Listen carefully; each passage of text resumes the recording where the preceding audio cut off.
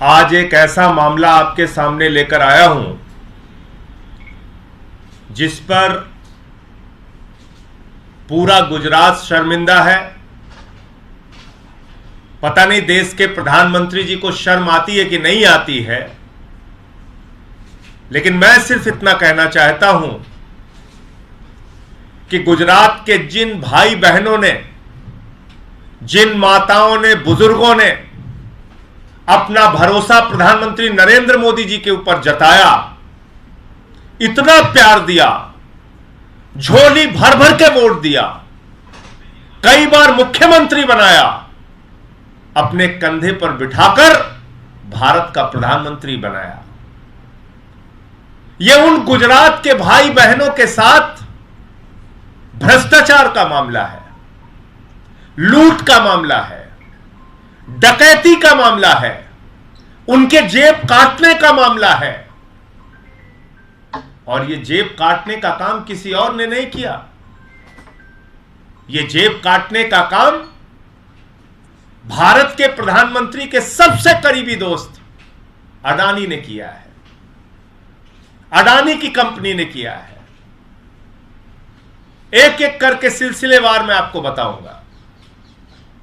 जब भारत के प्रधानमंत्री नरेंद्र मोदी जी 2007 में गुजरात के मुख्यमंत्री थे, उस वक्त उन्होंने अडानी के साथ एक समझौता किया और कहा कि गुजरात के लोगों को बिजली देना है, किस रेट में दोगे?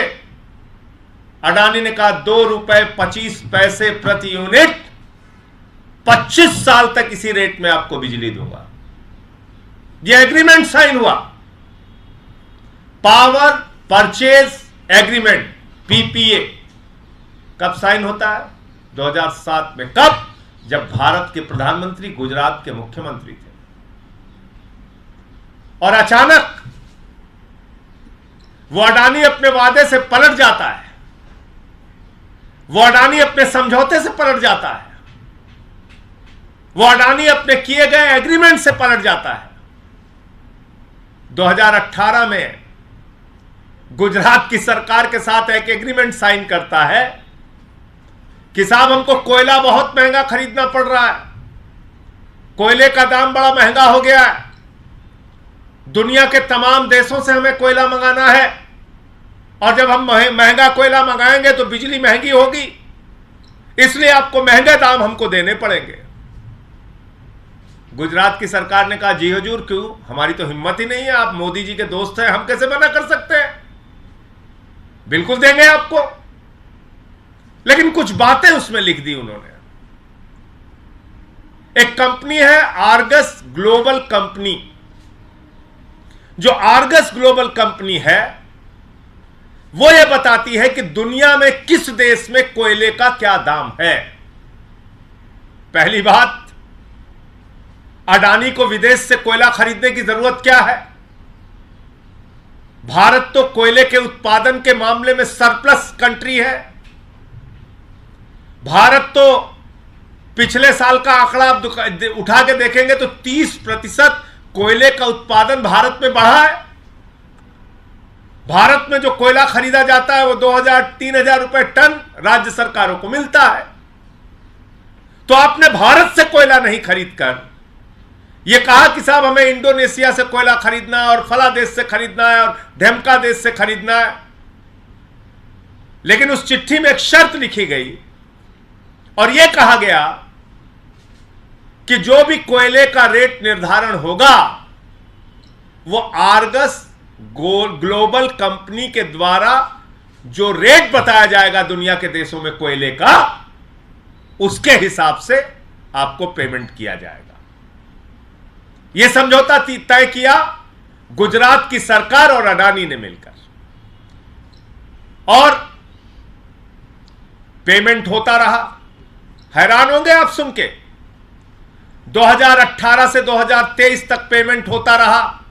अडानी ने कहा इतने में कोयला खरीदा, बोले जी हुजूर लीजिए पैसा, बोले इतने में खरीदा, बोले लीजिए हुजूर पैसा लीजिए, बोले इतने करोड़ में खरीदा, बोले लो पैसा लो। 13,802 करोड़ रुपए गुजरातियों के जेब से निकालकर अडानी की जेब में भर दिया गया। जो भी अनाप शनाप रेट बताया, हैरान करने वाली बात है कि इतनी शक्तिशाली गुजरात की सरकार, एक गुजरात के मॉडल की बात करने वाली गुजरात की सरकार, कोई अडानी की कंपनी वाला जाके कहता है हम इतने करोड़ में कोयला खरीद रहे हैं, सरकार मान जाती है। वो आर्गस कंपनी के ग्लोबल रेट से वेरीफाई नहीं करती, वो जांच नहीं करती कि आर्गस का क्या रेट था, क्या बता रहा था वो उस वक्त की इंडोनेशिया में कितने का कोयला था। कोई वेरिफिकेशन नहीं, कोई जांच नहीं। अडानी ने बिल बना के दिया, पेमेंट हो गया। फिर आपको याद है हिंडनबर्ग की रिपोर्ट आ गई। हिंडनबर्ग की रिपोर्ट ने बताया इतना भ्रष्टाचार हुआ है, इतना भ्रष्टाचार हुआ है, इतनी लूट हुई है, अडानी ने इतना भ्रष्टाचार किया है। सुप्रीम कोर्ट में मामला पहुंच गया। जब सुप्रीम कोर्ट में मामला पहुंच गया तब गुजरात सरकार के लोग घबराए। तब उनको लगा रे तो गड़बड़ हो जाएगा, अडानी के साथ हमको भी जेल जाना पड़ेगा, अडानी के साथ हम भी फंस जाएंगे। तो उन्होंने 15 मई 2023 को एक चिट्ठी लिखी। वो चिट्ठी आपके सामने में दे रहा हूं, यह वो चिट्ठी। 15 मई 2023 को गुजरात की सरकार कुंभकर्ण की नींद से जागी और जागकर उसने कहा, हुजूर माई बाप, आप नरेंद्र मोदी जी के दोस्त जरूर हैं, लेकिन आपके चक्कर में तो हम भी जेल चले जाएंगे। आपने तो जहां जहां से जितने में कोयला खरीदा उसका कोई प्रमाण नहीं दिया, उसके कोई कागजात नहीं दिए, उसके कोई बिल नहीं दिए। और जब आप इंडोनेशिया से महंगा कोयला बता रहे हैं, उस वक्त तो इंडोनेशिया में कोयले का दाम सस्ता था। यानी कि फ्रॉड करके, भ्रष्टाचार करके, झूठ बोल के ये पेमेंट लिया गया। और कितने का लिया गया मैं नहीं कह रहा हूं। अब ये 15 मई 2023 को गुजरात की सरकार अडानी से कह रही है कि हुजूर माई बाप, आपने गुजरातियों का 3,802 करोड़ रुपए लूट लिया है। 3,802 करोड़ रुपए जेब काट लिए हैं गुजरात के लोगों के। ये पैसा वापस कीजिए। मैं मांग करता हूं, कहां सो रही है ईडी, कहां सो रही है सीबीआई, कहां सो रहा है इनकम टैक्स डिपार्टमेंट, कहां सो रही है सरकार की जांच एजेंसियां। छोटी छोटी बात पे बंगाल पहुंच जाते हो, उड़ीसा पहुंच जाते हो, तेलंगाना पहुंच जाते हो, तमिलनाडु पहुंच जाते हो, दिल्ली में रोज छापेमारी करते हो, सबको पकड़ पकड़ के जेल में डालते हो। झारखंड के मुख्यमंत्री को छत्तीसगढ़ में, कहां कहां पूरे दुनिया में घूम घूम के पहुंच जाते हो। तुमको हिंडनबर्ग की रिपोर्ट में आए हुए अडानी का भ्रष्टाचार दिखाई नहीं पड़ता। और अब तो मोदी जी की डबल इंजन वाली गुजरात की सरकार बोल रही है कि 3,802 करोड़ रुपए गुजरात के लोगों से लूटने का काम अडानी ने किया। यह पैसा कैसे, यह भ्रष्टाचार कैसे हुआ है? मनी लॉन्ड्रिंग हुई है, लूट हुई है, करप्शन हुआ है। ईडी, सीबीआई तमाम जांच एजेंसियों को पकड़कर, पहुंचकर इन लोगों को पकड़कर गिरफ्तार करके जेल में डालना चाहिए। और गुजरात के उन तमाम अधिकारियों और मंत्रियों को जिन्होंने 2018 से लेकर 23 तक ये फर्जी बिलों के ऊपर हस्ताक्षर किए, ये फर्जी बिलों का भुगतान किया, ये फर्जी बिलों को अडानी के जेब में भरने का काम किया, उन सब के खिलाफ कार्रवाई होनी चाहिए। सुप्रीम कोर्ट में अगर मामला नहीं होता हिंडनबर्ग की रिपोर्ट के बाद, तो मैं यकीन के साथ कह सकता हूं यह चिट्ठी जारी नहीं होती। मेरा 3 सवाल है।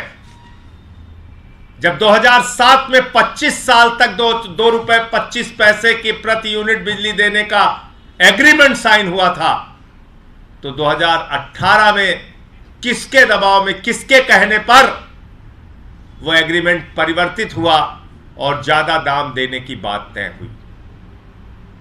मेरा दूसरा सवाल, जब ये 5 साल तक अडानी अपना बिल लगाता था, बढ़े हुए दाम कोयले के दिखाता था, तो गुजरात सरकार के अधिकारी और मंत्रियों ने उसकी जांच क्यों नहीं की?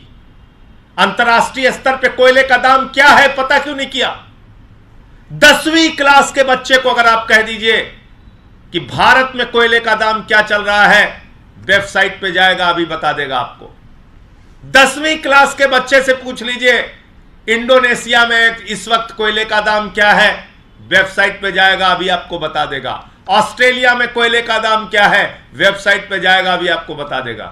गुजरात की इतनी शक्तिशाली सरकार, अडानी कोई भी रेट लिखकर देता रहा और वो मानते रहे और पेमेंट करते रहे। ये किस प्रकार का भ्रष्टाचार है? ये किस प्रकार की लूट है? ये किस प्रकार की डकैती डाली गई है गुजरात के अंदर?